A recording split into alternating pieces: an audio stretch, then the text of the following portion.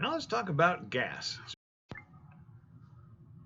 So gas is a really interesting thing. All the atoms or molecules are separate. We'll generally use the term molecule, even though it could be monatomic. So they could be things like hydrogen or helium or something like that. But we'll just use molecules to cover all that for now. Sorry, chemistry.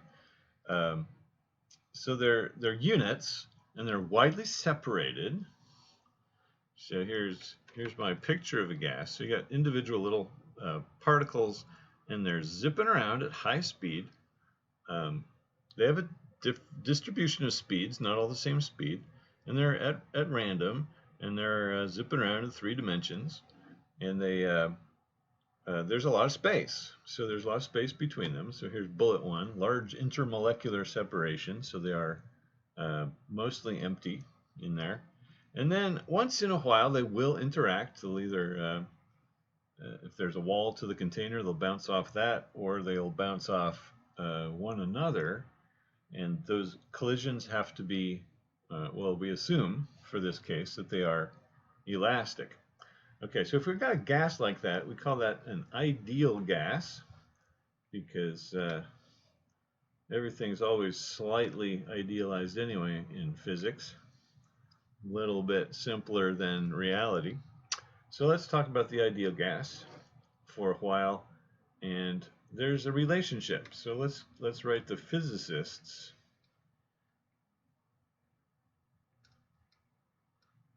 ideal gas law. Remember laws? Laws were the things that were not complete theories, but they were usually a little equation that nevertheless provided really cool, really enormously useful insight. So a law for an ideal gas relates pressure.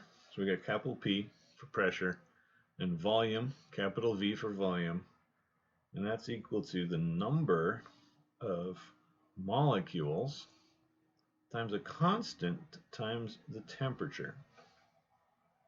So let's list all those things down. So P is for pressure. What else? V is for volume. N is the number of molecules.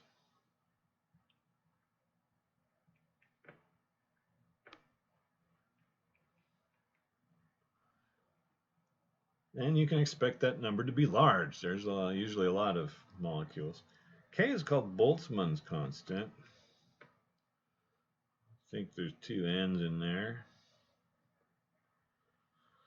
And Boltzmann's constant is about 1.38 times 10 to the minus 23 in our normal SI units. I believe the units are joules per degree Kelvin, and T, temperature.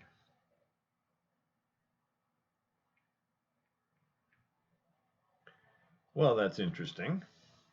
So pressure and volume and temperature are related. The number of particles, you can probably assume that's fixed, and K is a constant. And so there's this kind of just a three-way connection between those quantities. Kind of interesting. We also have a chemist's ideal gas law.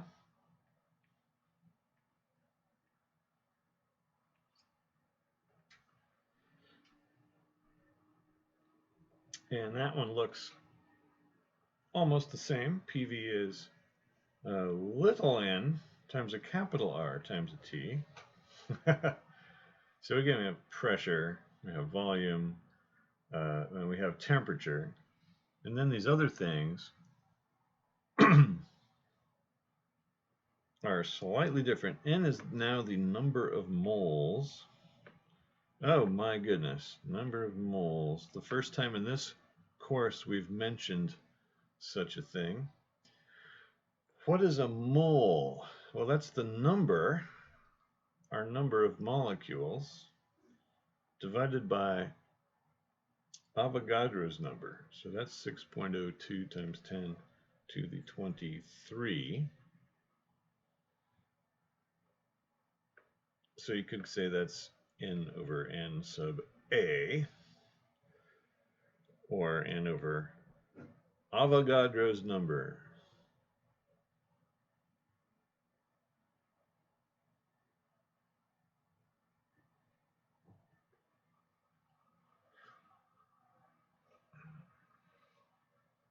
Cute. So I'll motivate that a little more later. And then R, usually we call that the gas constant in chemistry.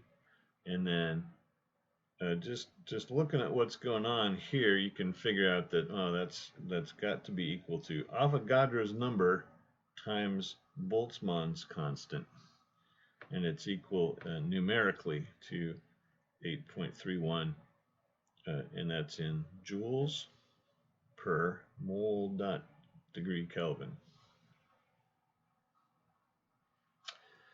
So if we never did this before, we physicists always use this Kelvin scale, which puts, it's the same degrees as Celsius, but it puts absolute zero at 0. And absolute 0 is where molecular motion will stop. And when you've got a gas, you can extrapolate things to find out when that might happen. But it's useful for physics because it makes everything work. So you can put the temperature in those units, and you don't have to have an extra term in there. It's all just one tidy little equation. So these things are super useful. They relate pressure, volume, and temperature. Let me just motivate why we use moles. I mean, I don't use moles, but molar masses are approximately, not exactly, but molar masses. So the mass of a mole, they are approximately equal to, can't spell, APPROX. They're approximately the number of protons plus neutrons that you've got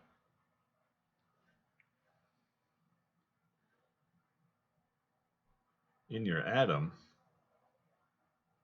but then you say they're grams.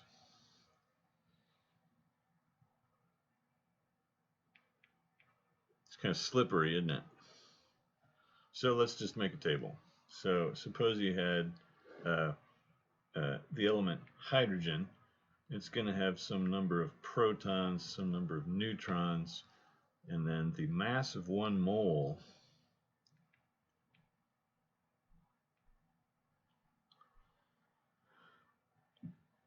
hydrogen's got 1 proton and no neutrons, and so the mass of the 1 mole is 1 gram. So there we go. There's your slippery bit. So the idea is that 1 mole is Avogadro's number of hydrogen atoms. And then if you had the atom helium, that's got 2 protons and 2 neutrons. So if you add those up, that's 4, and that's the molar mass is about 4 grams. Carbon, this is actually the standard. If you really had carbon 12, is 6, 6, and 6. So that's 12 grams. That's the one that's exact. So generally speaking, these are good to three significant figures, but more than that, do not trust them. They're not accurately. What else? Well, there's oxygen 16, and that's 16 grams, and there's lots of atoms. So iron, for example, I think has 26 protons, probably about 20 neutrons. So it's 56 nucleons in there, and so it's about 56 grams per mole. All right, so those are not kilograms, so it's not even an SI unit anymore, but this is the origin of the mole. And what was Avogadro's number again? That was 6.02 times 10 to the 23. A lot of you probably have that memorized. There's no units because it's a pure number.